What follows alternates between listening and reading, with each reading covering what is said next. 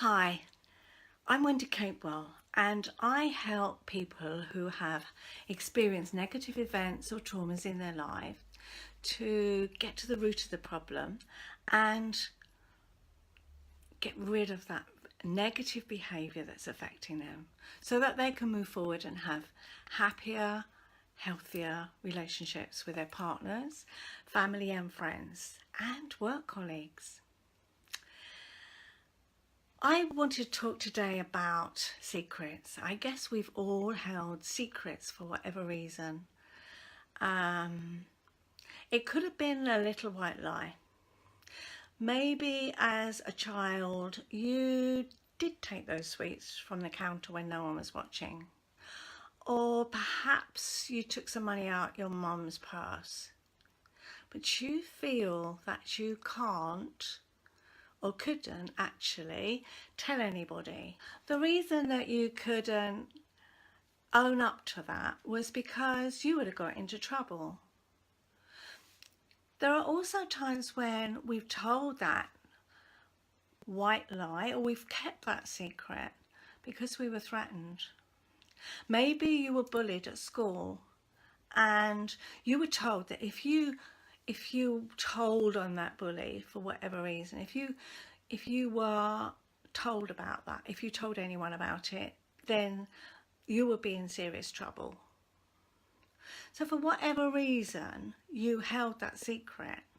So you might have got your blazer ripped at school, but you couldn't tell your mom that it was that bully that did it, because the repercussions of that would have been a lot worse. Now, the reason I'm saying that, the reason I'm talking about today is that I watched recently, and maybe some of you have too, or have opinions about that programme Leaving Neverland, about Michael Jackson and the two guys who are taking legal action against him 10 years after he's died. And lots of people are saying, well, why now? Obviously, they're just after the money. Well, I don't want to get involved in about the rights and wrongs of that case, but I did watch it. I watched both episodes, and having worked with survivors of childhood sexual abuse for 14 years, I watched it taking out who it was, but I watched it from the perspective of somebody who had been threatened, who had to keep secrets and why they kept them. Yes, I believe that the adults were groomed. I believe that they bought into the dream of that celebrity, and that can happen anywhere. It doesn't have to be buying into that dream either.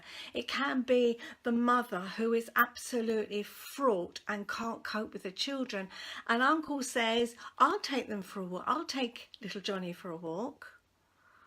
That's what happened to my ex. Exactly that. Whew. Wow. She was relieved.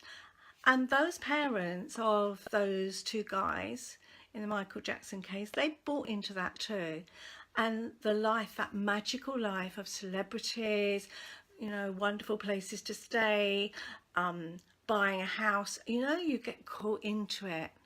Well, nobody would do anything bad if they did something that nice.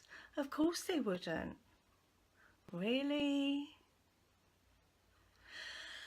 Okay, so let's move on a bit to why those children went along with it. Well, of course, they felt loved. They felt cared for. They were spoiled. They were bought anything they wanted. And again, I've seen that happen.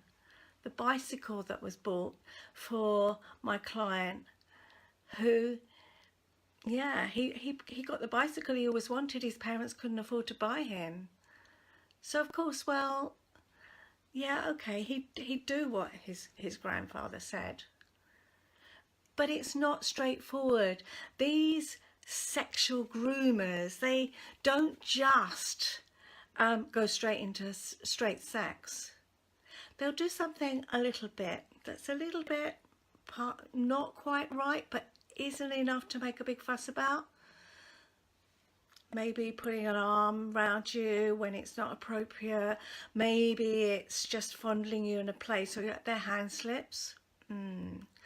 All of that kind of thing. And then once that's been done, and then it goes a bit further because they push it a little bit further, then it's, well, I can't tell anyone now because I allowed that and that. So how can I go and tell anybody about the other things? It's impossible. It's no.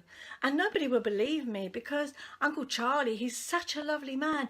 And Grandad bought that bike and he's such a kind man. How could I throw that back in his face? And that small child has no power. They can't exist in the world on their own. So when these adults are judging them, they're thinking their adult head, not that little child's head. Not the little child who is dangled by their ankles over a cliff edge like my ex-husband was as a small child. You tell anybody what I'm doing to you and I'm going to drop you over that cliff.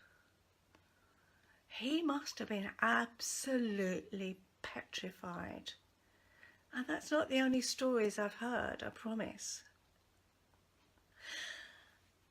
Okay, so then what happens next? Well, okay, that fondling and so on and the misappropriate behaviour. But then I won't get those nice toys and those nice presents. And he's told me he loves me. And that's the way he's showing his love. Believe me, it happens in everyday life. Stranger danger. Yeah, of course we need to be careful of stranger danger, but look closer. This happens in homes. So why don't you tell your mom? Okay, if I tell my mom it's my stepdad, then we'll have nowhere to live, because if she believes me, which she may not, because, well, yeah, why would she believe me over my stepdad? She loves him. But if she does, that means we've got to move out of his house. That means we've got nowhere to live. And then she's going to be mad at me. And so it goes on. Why do we keep these secrets? Or maybe like my ex-husband who, gosh, decades on, begged me not to tell his mother what had happened. Why? Why would he still want to protect his mother? I don't want her hurt. There are millions of reasons why these people don't speak up. And in the case of these two guys, it can be a trigger. Now, they thought that they could handle it, okay? They were groomed to go in the courtroom. They were also threatened. Well, if you actually speak up, we'll both go to prison. How scary is that for a child? They actually went through a role play, apparently, where the lawyers threatened, pose questions at them. Is it any wonder that they didn't speak up?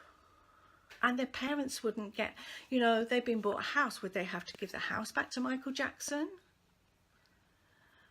So many things that will happen because they spoke up. And they have to keep that secret until something triggers it. It could be a million different things. I had one client who had pushed all the sexual abuse he had as a child away until he was taking recreational drugs, and for whatever reason that triggered it. And he went off the rails and it all came flooding back to him. And he really broke down.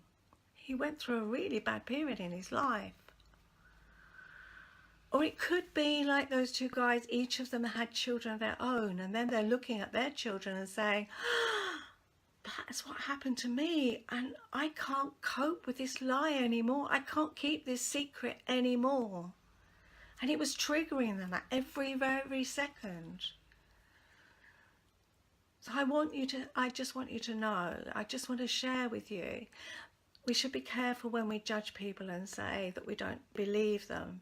There are a million reasons why people can't share these situations, that these negative events and these traumas will affect people for a long time afterwards, well into adulthood. And that's what I do. I work with people like that. And some of the are really, really deep traumas, and others maybe not so much. But there is always something that will hold us back because we haven't dealt with it. Sticking a plaster on it doesn't always work. It may in the short term. Yeah, let's just move on. Just forget it. But if that trigger keeps coming back and you don't know what it is, that wound will just fester and cause so much deep upset and bad feeling, and it's awful. It affects everybody in their lives. It ripples out into just not their lives, but into their relationships, into their families, into their work situations. They turn to alcohol or drugs to support them. They suffer PTSD. Now we have endless kind of sympathy for somebody, a serviceman who's struggled with PTSD, but we won't have that sense or real feeling of empathy for somebody who we don't quite believe that happened. Well, why didn't they speak up? If they were sexually abused as a child, why didn't they speak up? Well, they must be lying. We want to turn away and forget it and ignore it because it's a really icky kind of subject to even think about. So if you know anybody who I can help, who wants to talk about this, or if you want to talk about it yourselves more, always contact me. Pick up the phone. Let's arrange a call. I'm always happy to help.